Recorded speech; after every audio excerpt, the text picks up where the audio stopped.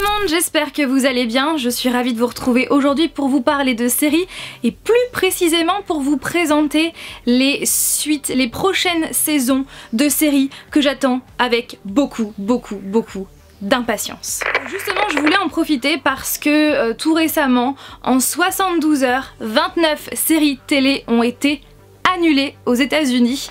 Donc ça fait beaucoup, mais en même temps c'est vrai que le mois de mai est réputé pour ça au niveau série. C'est à cette période-là qu'ils décident si telle ou telle série doit être renouvelée ou annulée. Et donc là, 29 annulés en 72 heures, ça fait beaucoup, j'ai envie de dire. Ça déplaît très fortement et je comprends, hein, quand notre série chouchou est annulée, c'est affreux, surtout quand le final n'est pas comme on l'aurait espéré.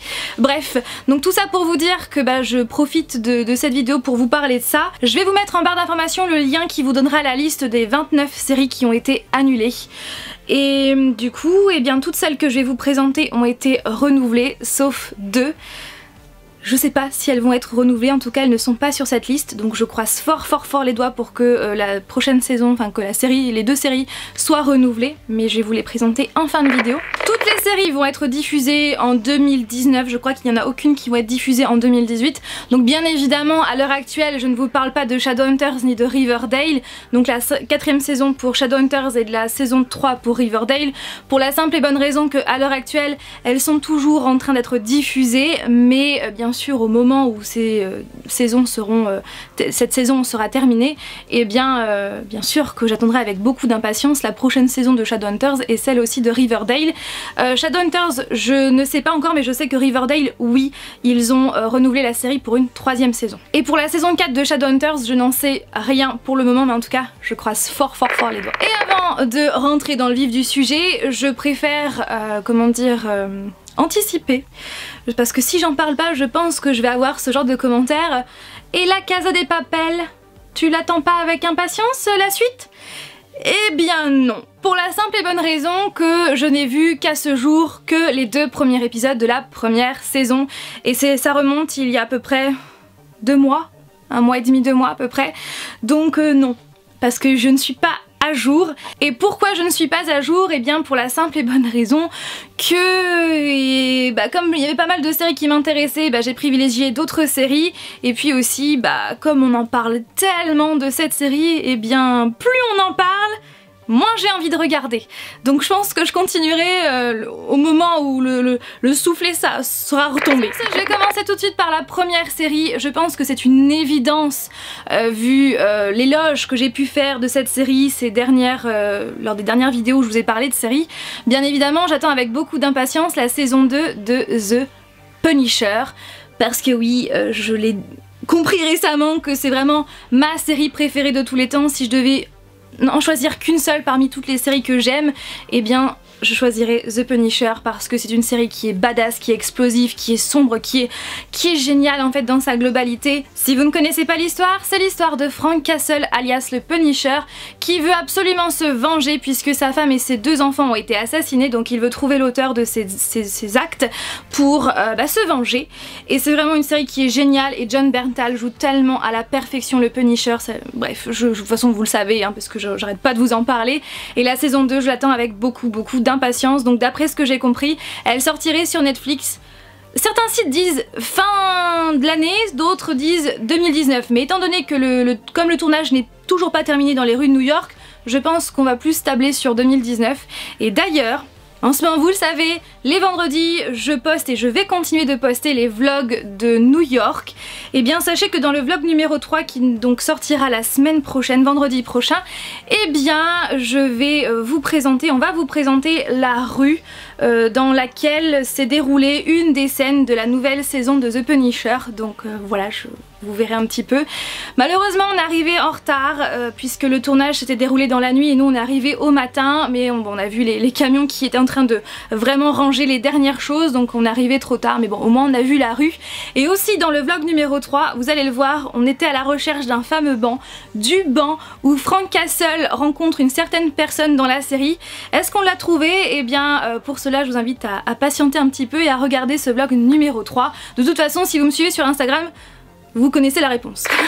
Ensuite, une autre série Marvel, c'est ma seconde série Marvel après The Punisher.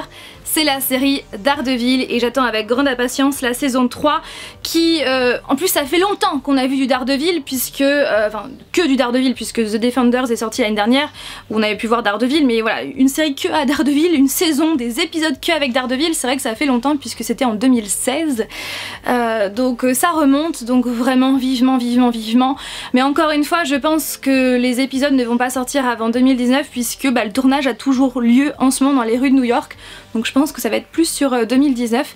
Quoi qu'il en soit, c'est l'histoire de Matt Murdock alias Daredevil. Donc Matt Murdock, avocat la nuit, et Daredevil, le justicier. Non, c'est l'inverse. Matt Murdock, avocat le jour, et Daredevil, le justicier, la nuit. On va y arriver. Et j'aime beaucoup Matt Murdock, en plus joué par Charlie Cox. Il est génial, et vraiment c'est une série que je vous conseille. Toujours sur Netflix, va sortir dans 2 jours seulement. C'est trop bien. Donc vendredi prochain va sortir la saison 2 de 13 Reasons Why. Un truc de dingue. En plus j'ai vu les premières photos et l'affiche et je crois que j'ai vu la bande annonce aussi. Bref, tout ça, ça donne trop envie. 13 Reasons Why, si vous ne connaissez pas, donc la saison 1 est actuellement sur Netflix, elle est tirée de l'œuvre de Jay Asher et franchement, bon moi j'avais plus aimé la série que le livre, mais quoi qu'il en soit cette série a été un gros coup de cœur et fait partie maintenant de ma liste de séries préférées parce qu'elle est juste émotionnellement hyper forte. Voilà, je pense que j'ai pleuré à chaque épisode. C'est donc l'histoire de Clay Johnson qui est un adolescent de 17 ans qui va recevoir une boîte contenant 7 cassettes audio qui ont été réalisées par Hannah Baker, une de ses amies qui s'est suicidée plusieurs semaines auparavant. Ces 7 cassettes ont chacune 2 faces et chaque face correspond à une des raisons pour lesquelles Hannah Baker s'est suicidée et chaque face correspond à une personne et donc en gros il y a 13 personnes qui sont en cause, qui ont causé son suicide et le but c'est que chaque personne qui ont causé son suicide écoute ces cassettes pour connaître la vérité. Et donc Clay Johnson ne comprend pas, il est perturbé parce qu'il ne comprend pas pourquoi il a sa face à lui, pourquoi il a une face qui lui correspond, qu'est-ce qu'il a à voir dans le suicide de Hannah.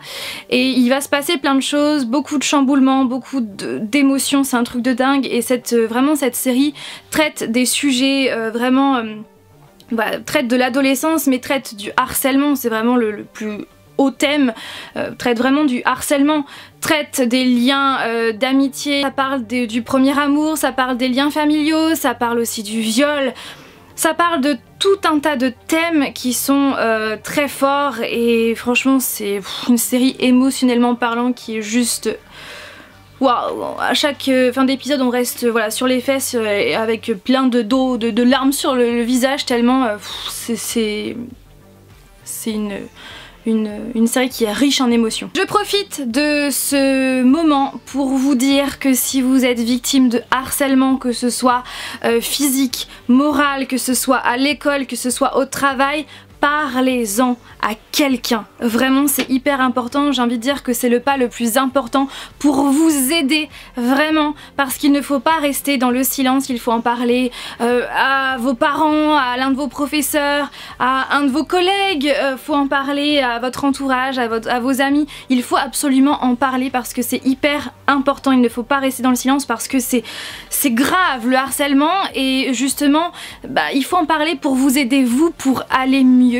Et si ça peut vous aider, je vais mettre des numéros de téléphone en barre d'informations, donc des personnes seront là au bout du fil pour vous écouter, pour vous aider, pour vous aiguiller et c'est vraiment très important et à chaque fois justement que je parle de cette série je fais ce speech parce que pour moi c'est très important, vraiment. Donc du coup j'espère que ça va vous aider. La saison 2 de Big Little Lies qui va sortir je pense courant 2019, c'est même sûr et je suis trop contente parce qu'au départ cette série ne devait pas avoir de saison 2 puisque cette série est adaptée de ce roman là de Liane Moriarty et en fait la saison 1 correspond au roman en entier, dans son intégralité.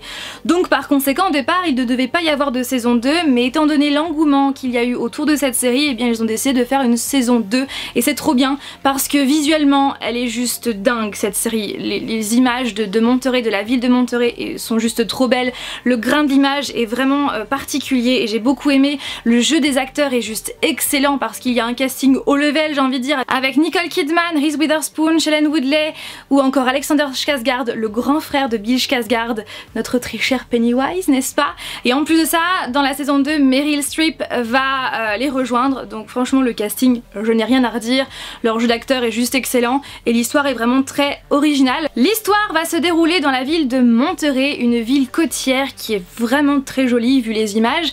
Et dans le premier épisode, eh bien il va y avoir un meurtre qui va se dérouler pendant la soirée parents-élèves à l'école de la ville de Monterey, sauf qu'on ne sait pas qui est mort ni qui a tué. Donc ça c'est le fil conducteur, le fil rouge de la saison 1, et en parallèle on va suivre l'histoire, on va suivre en fait les personnages principaux plusieurs jours voire plusieurs semaines avant le drame. Et c'est là qu'on va rencontrer dans le premier épisode, en parallèle du fil conducteur bien sûr, on va rencontrer Jane Chapman qui est jouée par Shailene Woodley, qui est en fait une mère célibataire qui a un fils prénommé Ziggy, et lors du premier jour d'école où elle va emmener son fils, elle va rencontrer Madeline qui est jouée par Reese Witherspoon, et elle va aussi rencontrer Céleste qui est jouée par Nicole Kidman. Elles vont lier une amitié entre elles et il va se passer plein de choses et c'est juste une série qui est juste incroyable. La saison 2 de The OA qui est disponible sur Netflix, enfin non, la saison 1 est disponible sur Netflix mais la saison 2 va être aussi disponible sur Netflix. Bref, vous avez compris. Et cette série en fait, c'est dommage parce que elle est pas assez mise en avant sur Netflix. Je pense que même vous qui avez Netflix, si vous l'avez, je pense que vous avez jamais entendu parler de cette série, ou alors sur ma chaîne, ou peut-être ailleurs, mais je pense que très peu la connaissent et c'est dommage parce que c'est une excellente série. Et la saison 2 a été renouvelée et elle va sortir courant 2019, donc ça c'est vraiment trop cool. Enfin je pense, parce que j'ai pas vu de date précise, mais je pense que ça va être courant 2019. Et c'est en fait une série qui traite des EMI, donc ce sont les expériences de mort imminente, et c'est un sujet qui m'a toujours intriguée. Donc pour vous expliquer rapidement, je suis pas du tout spécialiste dans le domaine, j'en sais très peu, donc je vais vous expliquer ça avec mes mots à moi. Pour vous résumer, c'est quand une personne comment dire, a un arrêt cardiaque, qu'elle est comment dire, sans vie pendant quelques instants, son esprit, enfin voilà, la personne voit des choses, vit des choses avant d'être réanimée, avant de revivre. Est-ce que vous avez compris? Je pense que oui. Donc c'est ça, une EMI, et ça m'a toujours intriguée, et franchement cette série est vraiment... je vous la conseille vivement. C'est l'histoire de Prairie Johnson, qui est une jeune fille aveugle qui a été adoptée, et 7 ans auparavant elle a disparu parce qu'elle a été enlevée. Et 7 ans après, elle refait surface auprès de son entourage, auprès de ses parents, et bah elle a changé puisque elle a recouvré la vue. Et du coup bah plein de questions sont soulevées par son entourage, parce que bah comment ça se fait qu'elle a la vue, où est-ce qu'elle était pendant ces 7 années. Et en plus de ça, donc Prairie, qui veut absolument qu'on la prénomme OA, veut retrouver certaines personnes, veut faire certaines choses, bref je ne vous en dis pas plus. Quoi qu'il en soit, c'est une série qui est vraiment super intéressante, qui est vraiment très bien jouée par des acteurs vraiment très bons, et je vous la conseille vivement. Bien évidemment, je pense que c'était évident, la saison 3, la saison 3 de Stranger Things, qui va donc sortir en 2019, oui c'est mieux, j'ai juste 10 ans de retard. Donc Stranger Things, je pense que tout le monde connaît le résumé de cette série. C'est une série qui est juste incroyable, qui se passe dans les années 80, en novembre 1983 précisément, enfin dans le début de la saison 1, à Hawkins, une petite ville de l'Indiana. Et en fait le début de l'histoire va se... Voilà, on va voir que Will, un petit garçon, Will Byers, qui a 12 ans, va disparaître comme ça, brusquement, sans laisser de traces. Et c'est alors que ses amis et sa maman, et aussi qu'un Hopper, un officier, vont essayer de tout faire pour le retrouver. Et c'est là qu'ils vont s'apercevoir que Hawkins n'est pas si naturel que ça, au contraire, est beaucoup plus basé vers le surnaturel, l'étrangeté, et franchement c'est une série qui est juste géniale, que je vous conseille à 1 milliard de %, mais je pense que vous l'avez déjà vu. Et donc la saison 3 va sortir courant 2019, ça va être très long d'attendre, très long. La saison 2 de The End of the Fucking World, ouf, avec plein d'étoiles, World, qui, pareil, je ne sais pas encore si la saison 2 va être réalisée, si la série a été renouvelée, mais en tout cas je croise fort les doigts parce que cette série est juste géniale du début jusqu'à la fin. C'est vrai que quand j'ai vu la bande-annonce, je me suis dit elle m'intrigue beaucoup. J'ai regardé le premier épisode, en plus chaque épisode dure une vingtaine de minutes. J'ai regardé un premier épisode, un deuxième et j'ai tout dévoré. Voilà. Et à la fin je me suis dit c'est pas possible, vous pouvez pas nous laisser comme ça avec une fin pareille, c'est pas possible. Surtout que à ce moment-là, et d'ailleurs toujours aujourd'hui, je ne sais pas si elle va être renouvelée, donc j'espère, vu l'engouement qu'il y a eu autour de cette série, j'espère. Mais je sais pas, donc j'espère, je croise fort les doigts. Et donc c'est l'histoire de James, un adolescent de 17 ans qui vit seul avec son père qui est veuf.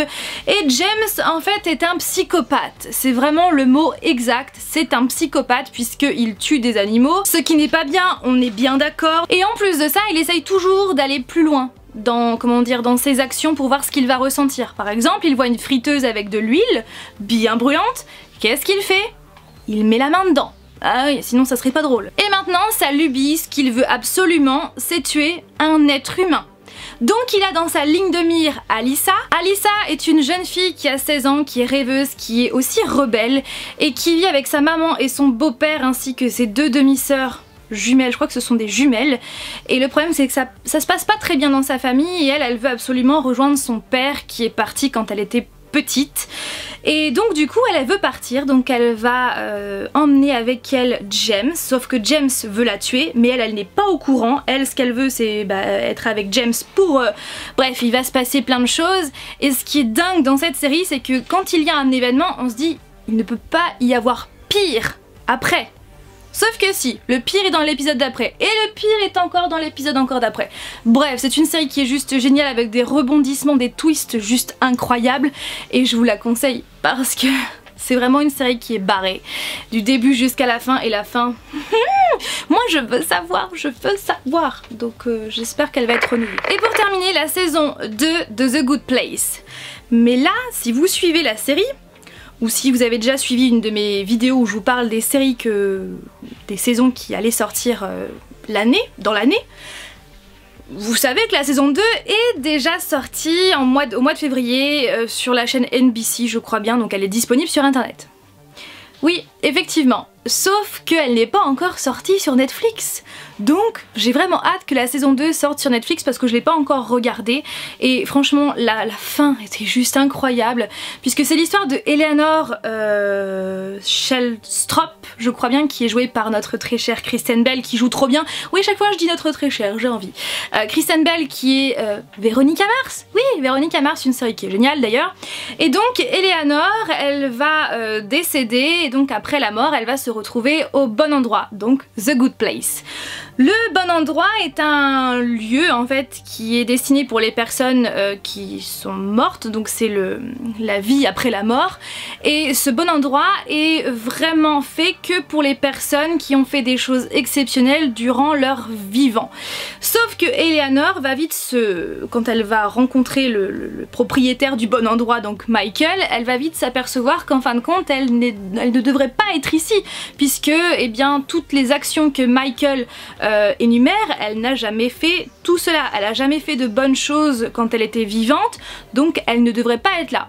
Sauf que elle ne va rien dire, et le truc c'est que plein de choses bizarres, étranges vont se passer à partir de là, et franchement c'est une série qui est juste géniale, bourrée d'humour, et potin de merle, qu'est-ce que c'est génial.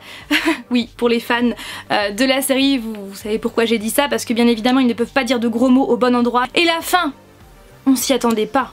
Flavien et moi, on était sur les fesses, et comme toutes les personnes qui ont regardé la saison entière, on était sur les fesses, parce que comment ça pouvait être possible? Ce twist comme ça, ce revirement de situation, et en fin de compte, la fin est... Vivement la saison 2, bon bien sûr, hein, la saison 2 est déjà sortie. Et sachez que la 3e saison a été renouvelée, donc ça c'est une bonne nouvelle. Sur ce, j'espère que ça vous a plu. En tout cas, moi je suis super contente parce qu'aujourd'hui nous sommes le 17 mai, et qu'est-ce qu'il y a le 17 mai? Eh bien ce sont les sorties ciné. Et qu'est-ce qu'il y a aujourd'hui? La sortie de mon chouchou, Deadpool 2. Et en plus il y a Cable dans ce film, donc j'ai trop hâte de le voir. Je vais pas pouvoir le voir ce soir, ni demain, ni après. Ah si, après-demain je vais pouvoir le voir. J'ai trop méga hâte. Donc sachez que je vais faire un update film très bientôt où je vais vous parler de Avengers, donc de Deadpool, où je vais vous parler de The Shape of Water, de Wonder et aussi de Baby Driver. Voilà, tous les films que j'ai vus récemment. Donc je vais vous faire un update film. Je pense que je vais vous en faire comme ça de temps en temps pour vous donner mes avis sur les films dont je vous parle avant leur sortie. Je vous fais tout plein de bisous et je vous dis à vendredi prochain pour la suite de nos aventures à New York. Bye!